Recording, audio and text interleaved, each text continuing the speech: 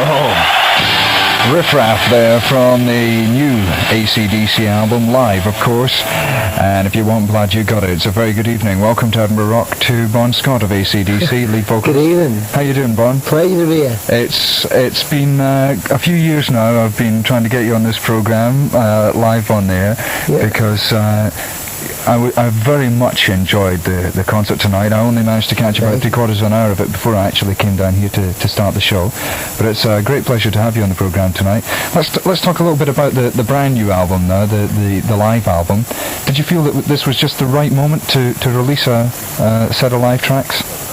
Yeah, well, like we sort of played around Australia for like 2.5 years, and then we played England for like 2 years, America for a year, and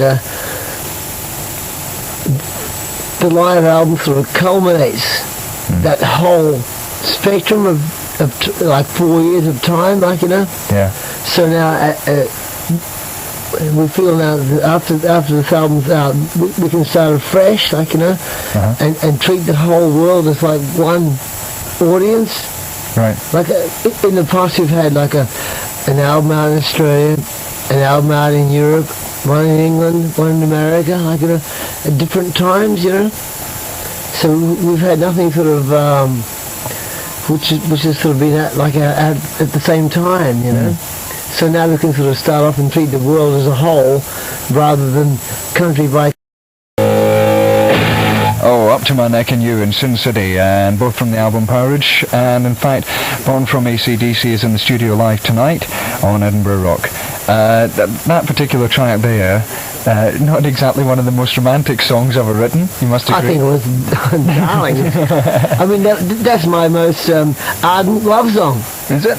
It is, yeah, because that was written for a woman that I loved very dearly, and I still do. Only that I'm not so far up now as I used to be. Well, there's one thing about the music and the lyrics and the whole AC/DC image is the aggressiveness and as one of your albums says, high voltage rock and roll. That's what the whole thing's about, really, isn't it? But how did it actually evolve that way? I mean, because I don't really think there's another band actually that has this aggressiveness coming across in the music the way it used to, in fact, with some bands that lost it. I think it was like a frustration on the part of Angus and Malcolm with the music, and a definite frustration on my behalf as a, dare I say it, a lyricist, I just had all these things that I wanted to say, and in bands I've been with in the past, it wasn't accepted, I couldn't say, up to my neck in you, which is, quite inoffensive, of course, It just depends on your frame of mind as to how you take the whole thing, Right. But to me, it's just that, to me that's a compliment, Right. But a lot of people don't take it like that. It's like the music. Lots of people don't like the music because it's just too rough, I guess. But then if anybody walked into the Odeon tonight, they would have been proved totally wrong, wouldn't they? Really, well, looking at the audience there. I don't think there was a person there tonight that didn't understand what we were saying or doing, One question I must ask you, actually. Can you tell us anything about Rosie? About Rosie? Yeah. Oh, no. Yeah, she's quite... Shouldn't you? Well, I should, yeah, because Rosie's become quite famous because of that song. She's just a woman I knew back in Australia, and she was I tell the truth here, 19 stone, 12 pound, red curly hair and freckles, and very, very lusty. Really? I think that kind of sums it up, doesn't it? Do you want to know more? It's all right. I think the song explains the rest. Immortalised at last. It's a whole lot of Rosie. From the album If You Want Blood, You Got It. Yeah, what were we talking about there? I'm so involved in all the music. You can even hear, there's a band of friends of mine called Brody here in Edinburgh who play that song just as well, Really? And They you've got used to to hear play that, them. yeah. Yeah, they're not together anymore, actually. Yeah, they are, yeah. As I've got the singer sitting next to me right here, Tom oh. Davison, yeah. I thought Brody had split up. Somebody told me they were getting back together. Well, they split up. Come in a bit, Tom. Come here, Tom. Come in and join us. Tell us all that. Because Let's get our friendship together here. all right. Talking about Brody, Brody split up about January of this year. Yeah, that's what I heard. The lead guitarist that was with us at the time is no longer with us now. And we went off the road for about 2.5 to 3 months, and we've started doing gigs again. I think we've done about 5. And Well, that's where I'm a little bit behind the times. can I mention a particular gig? Well, if you're very, very subtle about it, yeah. Well, it's somewhere in Curry, and it's a hotel. Okay. Who's that? And it's called the Glenburn on Sunday. Yeah, and you'd be But we're playing. back on the road, yeah. We're very definitely back Well, on it's the good road. to hear it. We'll need to get together and have a chat about New it. material, incidentally. New material. Yes, Right. original material. We'll look forward to it. Okay. Yeah, but Yeah, well, thank you for that, because that's all right. Yeah. I've got to get my friends, a lot of my friends, Okay. and Where are you based at the moment now? Bob? us, Yeah, the world, as a band. in the world, Yeah. Are you, yeah, in the world. are you around so much? We're not anywhere. Like we spent since March we spent a month in England. I mean Britain, like I didn't mean England, like I beg your pardon. That's all right. We'll forgive you. And then 16 weeks in America, and 2 weeks in Europe.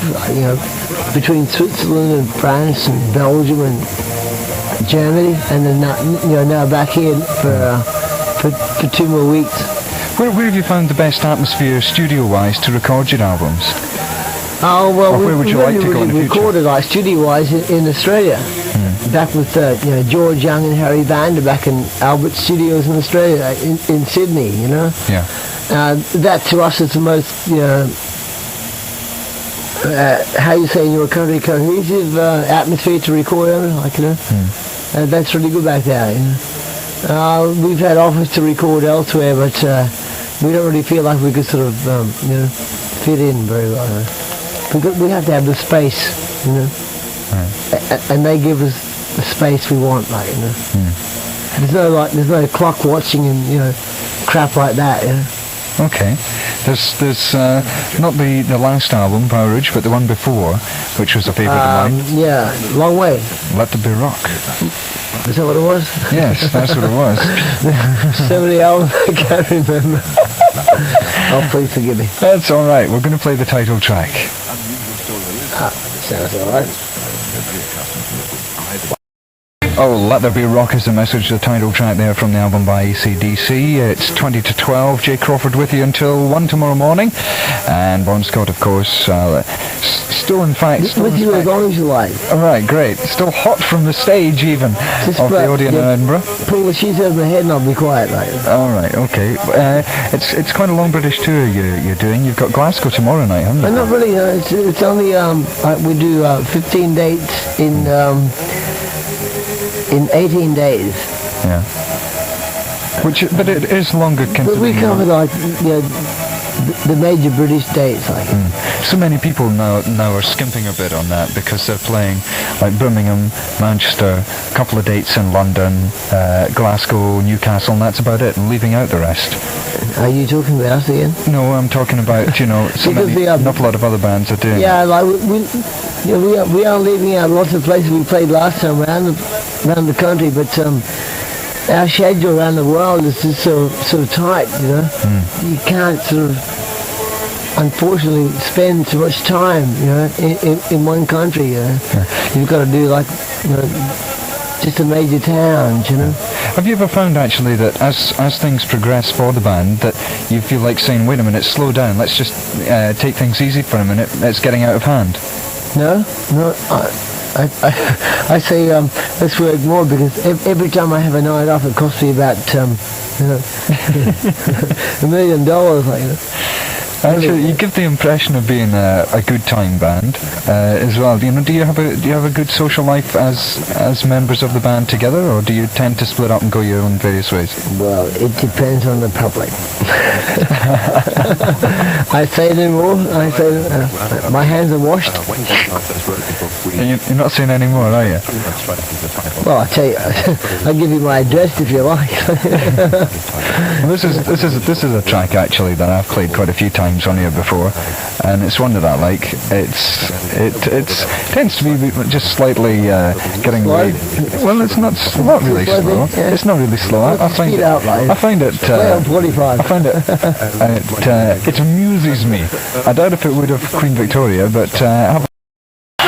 And of course, there we return to the live album. If you want blood, you got it. What actually made you decide on that title for the album, Bon? Well, we tend to think of live concerts like the Lions and the Christians, like, you know. I mean, we're the Christians and the crowd's the Lions, like, you know. That title come out of Oakland, California. We played like 69,000 people, and some statement made just before going on stage was like, Lions, here we come. Like, they're the Lions and we're the Christians. Like, it's like being thrown to the to the blood gorges, like, you know. So if you want blood, you got it.